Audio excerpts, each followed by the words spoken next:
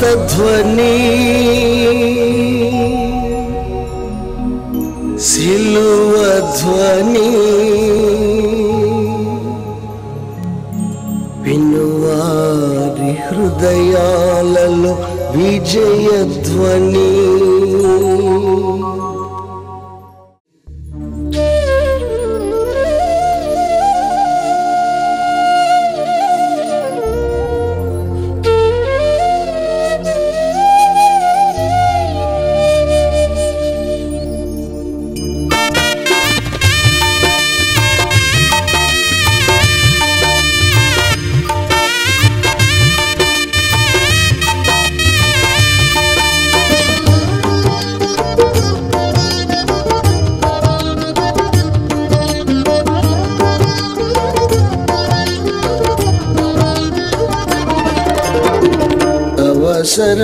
అవసరమాయనులే అవసరమాయనులే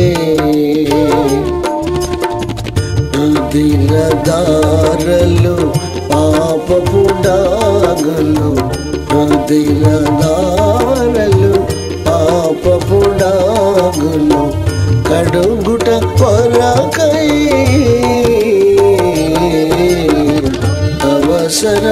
అవసరమాయనులే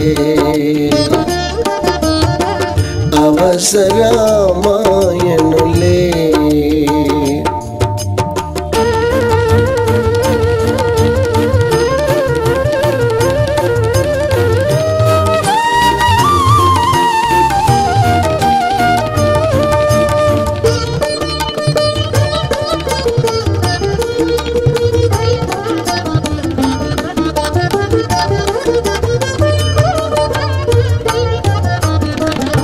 రక్తపు ప్రోక్షణ లేని ఎడల రక్తపు ప్రోక్షణ లేని ఎడల పాపపు మరకలు పోవు తెలుసా.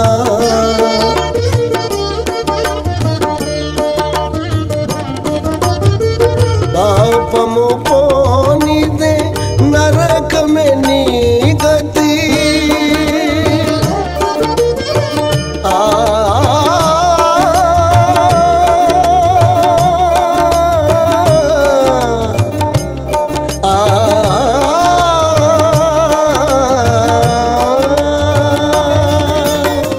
పాపము పోనిదే నరకమే నీ గతి.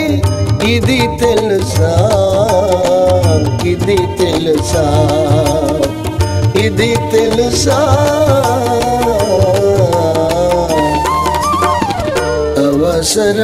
అవసరమాయనులే అవసరమాయనులే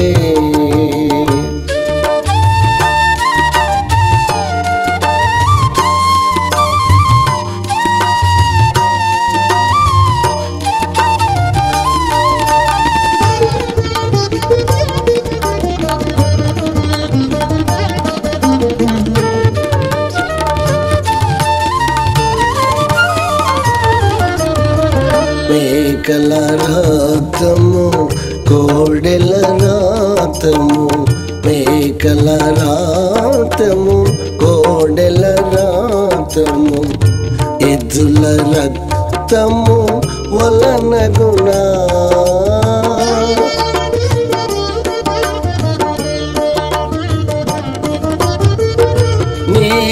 నీతిమంతుని రక్తమే అవసరం.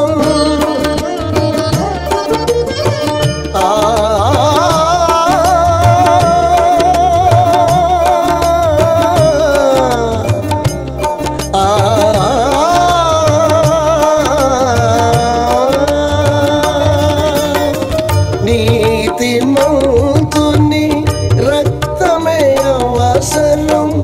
ఇది తెలుసా ఇది తెలుసా ఇది తెలుసా.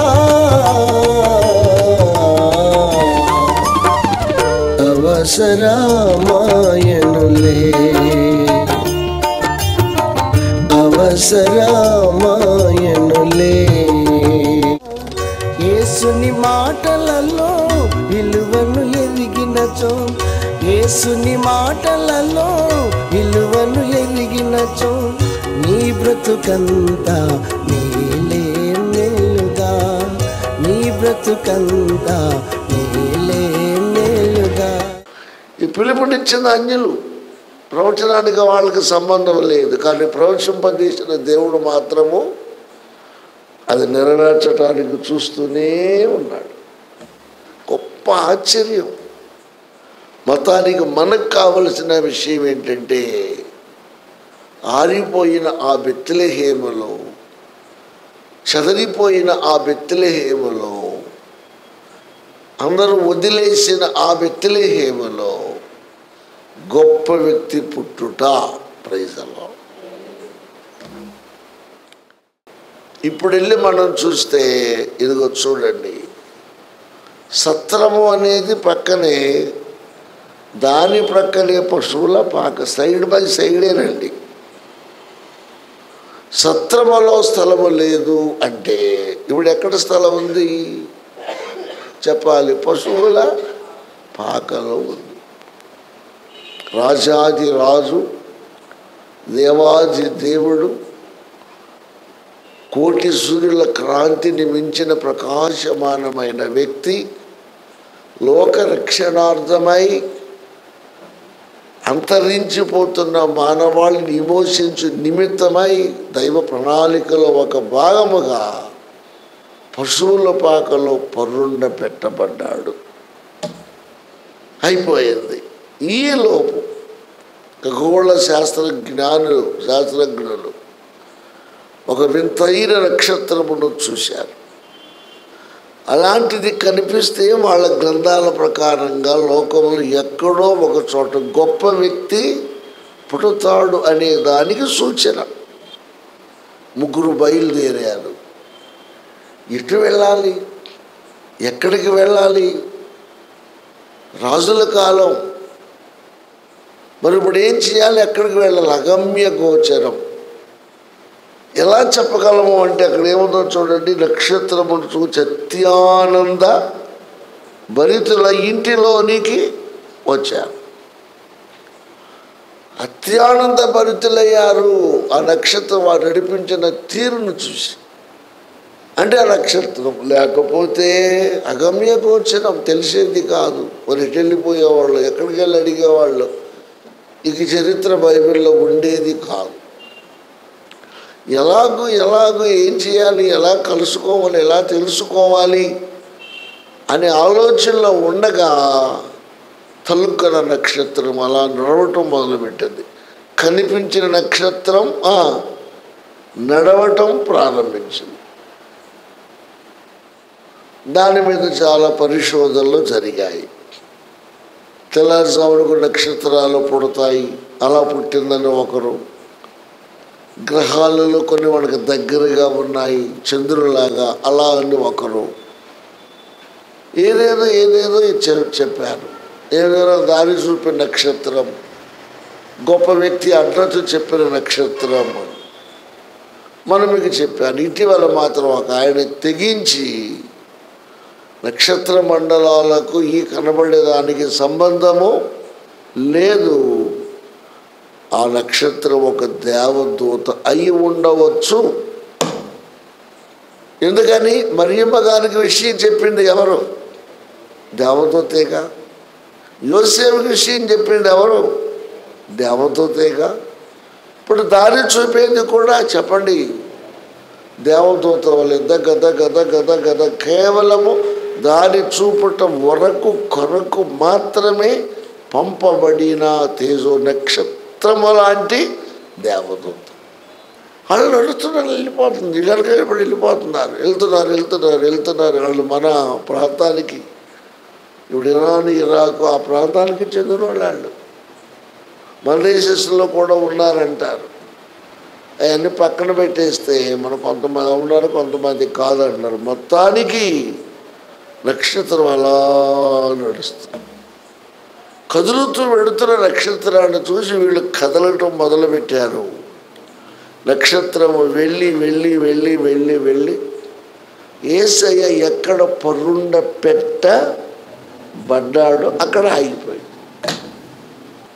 ఇక్కడ ఆగిందేంటి? అప్పటికి 2 ఏళ్ళు అయిపోయింది. కాలాన్ని బట్టి చూస్తే ఈ రోజు లెక్కల ప్రకారంగా ఇప్పుడు ఏం చేయాలి? గబుక్కన అక్కడ ఆగిపోయేసరికి ఇటేళ్లలో వాళ్ళకి తెలియక లోనికి వెళ్ళి చూస్తే అప్పుడు ఆ శిశువును చూచి ఇప్పుడు చెప్పండి, వారు అత్యానంద, దేవునికి స్తోత్రం, హల్లెలూయా. ఆహా మహానుభావ, ఎక్కడున్నావా? నక్షత్రమా, ఎంత పని చేశావు? దేవుడు ఎంత గొప్పవాడు. అత్యానంద భరితులయ్యారు. దీన్ని మనం ఇంకొక రకంగా చెప్పుకోవాలి అంటే, జీవితాలలో వాళ్ళలాగా క్రీస్తును తెలుసుకున్న రోజు, క్రీస్తును కలిసికొనిన రోజు, క్రీస్తు దగ్గరకు నడిపించబడిన రోజు. Praise the Lord. మీకు కూడా, టీవీ మన వాళ్ళకు కూడా, ఏ రోజున ఆయన నిన్ను దర్శించినా చెప్పండి, నీవు ఆయనను దర్శించిన అది మీ భాషలో చెప్పండి, బహుగా ఆనందింపదగిన రోజు. ఏదో ఒక రోజు ప్రియులారా నీ జీవితంలో ఇది జరగాలి. ఆ రుచిని, ఆ మధురానుభూతిని నువ్వు చెప్పండి రుచి చూసిన వ్యక్తివై ఉండాలి. మీకు అలాంటి అనుభవాలు ఉంటే, బైబిల్ ఎలాగ రికార్డ్ చేయబడిందో మీకు అలాంటి అనుభూతులు ఉంటే, మీరు కూడా ఆ సమయాన్ని, ఆ సందర్భాన్ని మీరు కూడా నోట్ చేసుకొని గుర్తు పెట్టుకోవాలి. ప్రైజ్ ది లార్డ్, హల్లెలూయా. ఫలానా రోజు దేవుడు నన్ను దర్శించాడు, ఫలానా రోజు మొదటిగా నేను ఆయనను చూచిన రోజు, ఈ కళ్ళతో మొదటిగా కనుగొనిన రోజు. Praise the Lord. ఇక చూడక ముందు ఉన్న స్థితికి, చూసేసిన తరువాత ఉన్న స్థితికి, చూచిన అప్పుడు కలిగే సంతోషానికి నిజంగా అవధులు లేవు. అందుకే మేము చెబుతూ ఉంటాం, దేవుడు నిన్ను దర్శించిన కాలం నువ్వు తెలుసుకోవాలి. నీవన్నా దర్శించి ఉండాలి. చెప్పండి, ఆయనన్నా మిమ్ములను దర్శించాలి. బైబిల్లో ఉంది, యేసును చూడటానికి చాలామంది వచ్చారు, యేసయ్య చూడటానికి కూడా చాలా స్థలాలకు వెళ్ళారు. నిన్ను దర్శించిన కాలం నువ్వు మరచిపోకూడదు. దేవునికి స్తోత్రం, హల్లెలూయా. ఇగో ఎస్తేరమ్మ ఎదురు కూర్చుంది. ఆమెను వాక్యం మొదటిగా దర్శించిన టైం నాకు గుర్తు. మీకు అర్థమయ్యేలా చెబుతున్నా. మరి మీకు గుర్తుందో లేదో నాకు తెలియదు. ఈడేపల్లిలో ఉండగానే మనం గురువారము స్త్రీల కూడిక అని ప్రారంభించాం. ఏ వారం? గురువారం పగలు స్త్రీల కూడిక అని ప్రారంభించాం. నేను అప్పటికే బిజీ అయిపోయాను. నేను చెబుతున్నాను వాక్యం, లేదా మనోళ్ళు నడిపిస్తున్నారు, ఇలా కొంచెం జరుగుతుంది. ఒకరోజు గురువారం తాయారమ్మ గారి ఇంట్లో కూటం జరగాల్సి వచ్చింది. అంటే ఈ గురువారం ఇంట్లో, ఇంకో గురువారం ఇంకొక ఇంట్లో, ఇంకో గురువారం ఇంకొక ఇంట్లో, అలా పాటలు అయిపోయినాయి. వాక్యం చెబుతున్నాను. మన మందిరం లేని రోజులు అనుకుంటా అవి. గురువారం 10 ఇంట్లో పెడుతున్నాం కదా. ఆ రోజు ఒక చక్కటి వాక్యం ద్వారా దేవుడు దర్శించాడు. ఎస్తేర్, నీకు గుర్తుందా? నువ్వేం చెప్పావు? ఈరోజు వాక్యం నాకు అర్థమయ్యింది, నేను ఇక మారిపోవాలి, మారతాను. ఏ వాక్యం? సియోను కుమార్తెలారా, మీ ఎంట్రుకలు చూసి గర్విస్తున్నారు, మీ ముడులు చూసి గర్విస్తున్నారు, మీ జడలు చూసి గర్విస్తున్నారు, మీ వస్త్రాలు చూసుకుని మీరు గర్విస్తున్నారు. ఆ గర్వములో ఆ అందమును ఆ చందమును ప్రేమించి దృష్టిలో పడి దేవుణ్ణి మీరు పక్కన పెట్టేశారు. ఇందువలన మీ మీద నాకు కోపం ఉంది, జాగ్రత్త, మీ తలలు బోడి తలలు చేస్తా. ఏ ఎంట్రుకలు చూసి మురిసిపోతున్న ఒక ఎంట్రుకలు రాలిపోయే రోజు ఒకటి ఉంది. శరీరములో దేన్ని బట్టి నువ్వు సంతోషిస్తున్నావు, ఆ శరీరము దేవునికి విరోధముగా మారిపోయే రోజు ఉంది. ఏ దుస్తులు చూచి నువ్వు మురిసిపోతున్నావు, మెరుస్తున్నావు అనుకుంటున్నావు, జాగ్రత్త, నీ మీద ఉన్న వస్త్రముని తీసి దిగంబరిగా నదులు దాటి శత్రువుల స్థలాలకు బానిసలుగా పంపే రోజు ఒకటి ఉంది. జాగ్రత్త. ఆ కర్మ మీకు పట్టకముందే, ఆ గతి మీకు రాకముందే చెప్పండి, మీరు దేవుణ్ణి నమ్ముకోండి, ఎవరి లోపాలుంటే దిద్దుకోండి అనే వాక్యం మీద మాట్లాడు. మరి ఆ మనసుకి ఏమనిపించిందో అక్కడి నుంచి కొంచెం కొంచెం కొంచెం కొంచెం మారుతూ రావటం జరిగింది. Praise the Lord. అదే గురువారం వాక్యం ద్వారా పట్టబడ్డారు భారతమ్మ గారు. చూడండి, అదే గురువారం పగలు భారతమ్మ గారు పక్కన ఉన్నారు, కృష్ణవేణమ్మ గారు ఆ ఇంట్లో పక్కన ఉన్నారు. కృష్ణవేణమ్మ గారు చౌదరీసు, భారతమ్మ గారు కాపులు. భారతమ్మ గారి ఇంట్లో కూటం పెట్టాం. నేను పండుకొని ఏదో మీటింగ్కి వెళ్ళాలి. రామలక్ష్మి గారు వచ్చి నన్ను పరిగెట్టుకొని, హాగరు రామలక్ష్మి గారు వచ్చి, అయ్యా ఆ పక్కన చౌదరీస్ ఉన్నారు, ఆ పక్కన కాపులు ఉన్నారు, కొంచెం మీరు ఖాళీగా ఉన్నారు, కొంచెం వచ్చి వాక్యం చెప్పి. నేను నీరసంగా ఉన్నా, అప్పుడే వచ్చాక రెస్ట్ తీసుకుంటాను. ఆ పాకలో మళ్ళీ ఇంకొక ఊరు వెళ్ళాలి నేను నా నైట్కి, బహు బిజీ, నేను రాలేనమ్మా అన్నారు. రామలక్ష్మి గారు పాపం బ్రతిలాడరు, కొంచెం రాయ్యా. ఎందుకని రామలక్ష్మి గారు పుట్టిల్లు పక్కనే, అక్కడక్కడే, సైడ్ బై సైడ్. ఇక్కడ మాట కాదలేక నేను వెళ్ళా. కృష్ణవేణమ్మ గారు అప్పటికే దేవుడిని నమ్ముకున్నారు. స్త్రీల కోటం అందరూ లేడీస్, ఇనుప కుర్చీలు ఉండే ఆ రోజుల్లో. నేను ఒక్కడనే మగాని ఉన్నాను కాబట్టి ఆ కుర్చీ నాకు బయట వేశారండి. ఏ కూటం అది? స్త్రీల కూటం.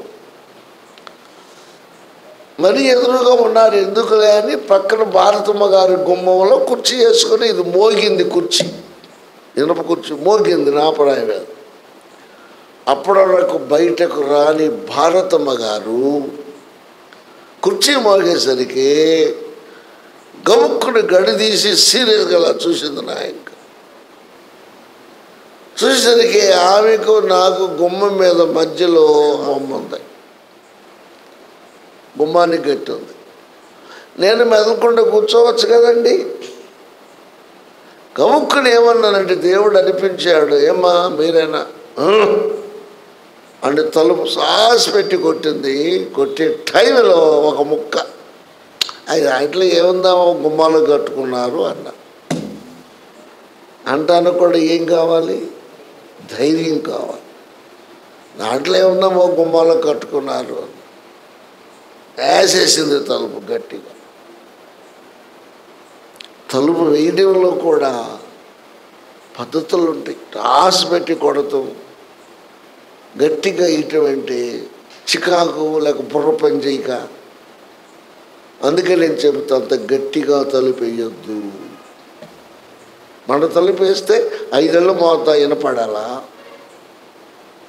ఏంటంటే బాబు తలుపు పగల కొడుతున్నారు అంటారు. నెమ్మదిగా వేసుకోవాలి అనుకున్నాం. ఆశ కొట్టి గడేసింది, వెళ్ళిపోయింది అంతే. దానిలో ఏముంది అనే మాట ఆవిడ పెట్టేసి ఇక నమస్కారం చేయటం, ప్రార్థన చేయటం, పూజ చేయటం మానేసి. పోనీ మానేసినట్టు ఉండాలా? ఆడ ఆయనకి చెప్పింది. ఆడెవడో పాదిరి వచ్చాడు పక్కింటికి, ఇట్లా అన్నాడంటే ఆయనలో నా దేవుడు ఏం పెడితే ఆడికి ఎందుకు అసలు కుర్చీ ఇక్కడ ఇటువంటి ఈసారి రానివాడు కాళ్ళు ఇరిసేస్తా ఆయన తన్నేస్తా. ఇంకోసారి గుమ్మంలోకి వచ్చారంటే డామ్ డోమ్ అని ఆయన రెచ్చిపోయాడు.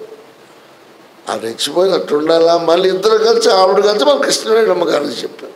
కృష్ణవేణమ్మ గారు చల్లగా నాకు జానేసి ఇట్లా అంటున్నాడయ్యా. నాకు నిజంగా భయం అనిపించింది. ఎందుకన్నాను ప్రభువా ఏం చేస్తాం అంతేనండి.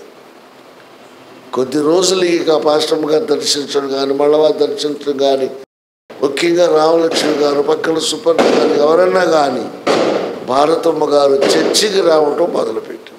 ఇప్పుడు చెప్పండి, యేసుని చూచినప్పుడు వారు ఏమయ్యారు?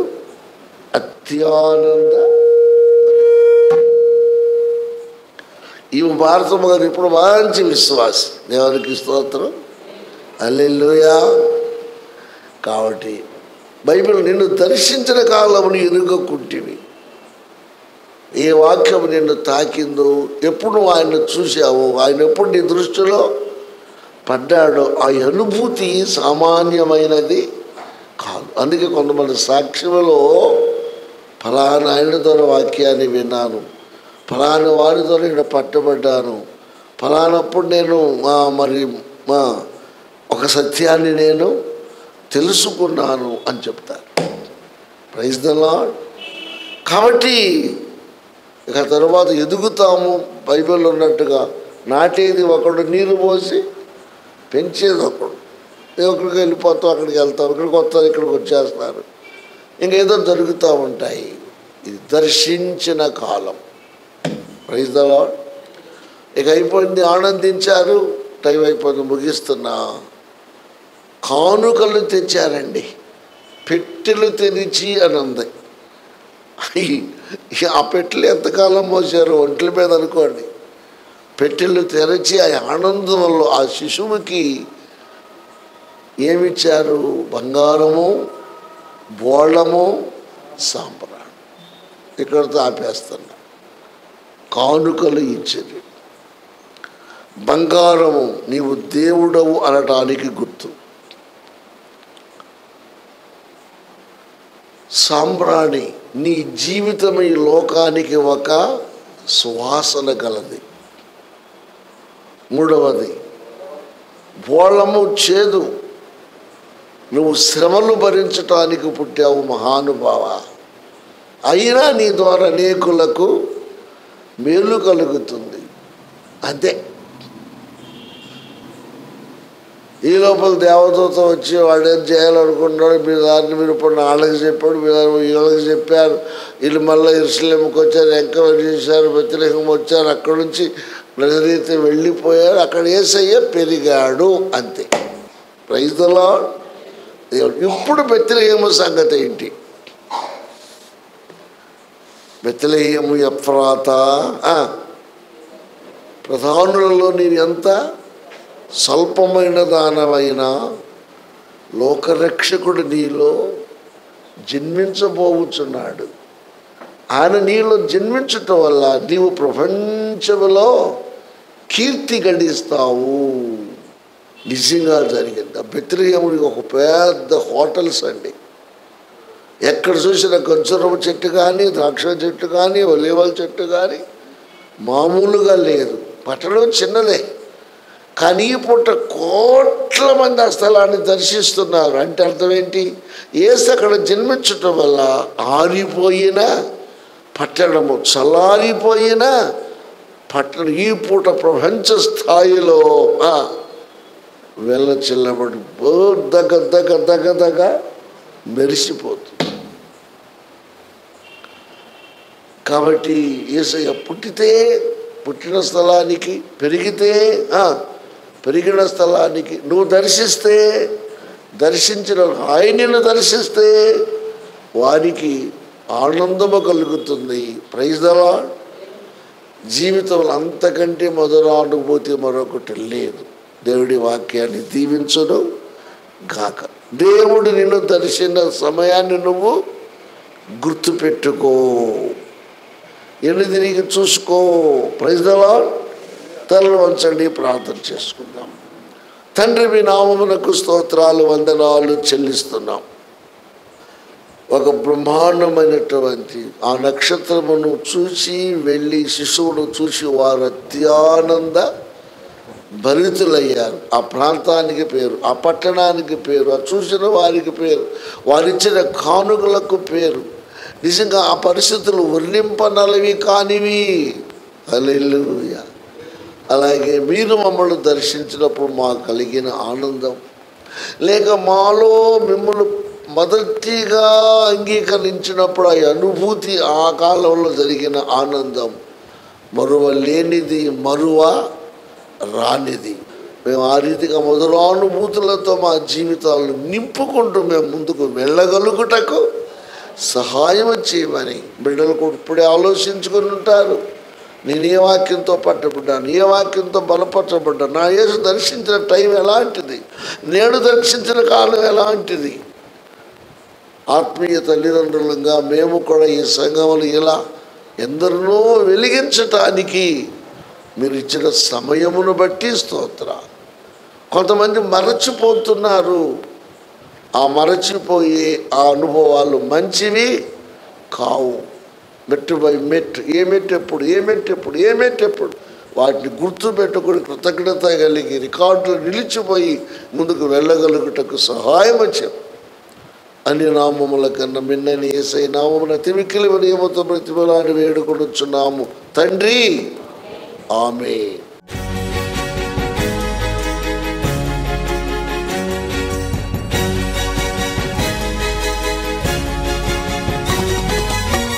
యేసుని మాటలు వినగా వినగా మనసుకు శాంతి, ఆత్మకు రక్షణ.